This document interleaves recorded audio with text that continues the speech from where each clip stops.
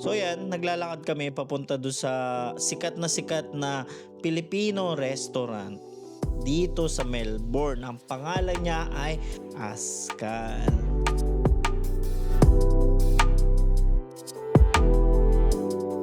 So sinabi sa amin, walk-in po ba kayo? Wala na po kasi kaming upuan. Pero nung kinausap nung front of the house, yung lalaki yung chef, pwede pa ba ako magpapasok ng 4? Pinayagan kami, napakabait nila.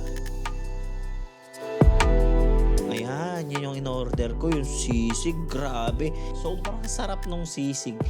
Tapos ito yung halo-halo nila. Napakasarap din nung halo-halo nila. Masarap siya, sulit. Kung maliligaw kayo sa Melbourne, pupuntahan nyo dapat yan. Ascal Restaurant.